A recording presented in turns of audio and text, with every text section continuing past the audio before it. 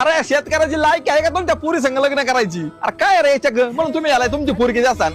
अरे काय पण एवढं मोठं झालंय त्याला आहे का अजून सिगरेट सुद्धा पिता येत नाही? अरे 2000 दारू प्यायला तर बसली का तुझून उठून निघून जाते, त्याला दारू सुद्धा पिता येत नाही. आजकाल जावई कसे पाहिजे एकदम असं स्मोकिंग करणारे, अशी सासऱ्यासोबत असं चिअर करणारे आणि असली जावई लागतात. आणि या गाई पण याला सुपारीचा खांडाचा व्यसन नाही, याला कोण पोरगी देईन?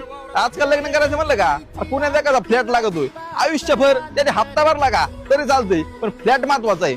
याचं का काय गावा का आपलं एक बंगला पुढे ट्रॅक्टर, इकडे बैलाचा गोठा, इकडे गायींचा गोठा, माग वावर, याला काय प्रॉपर्टी बनतात का? कोण नाही नसल्याला पोरगी.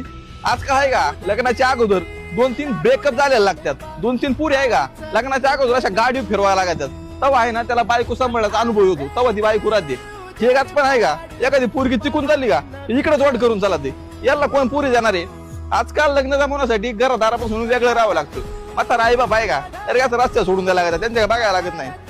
तेव्हा आहे ना ती केलेली बायको सुखी राहते. आणि हे काही पण आहे का 3 पोरीला नकार देऊन बसले का त्या म्हणल्या लग्नानंतर आम्ही तो आई बापा संग राहणार नाही.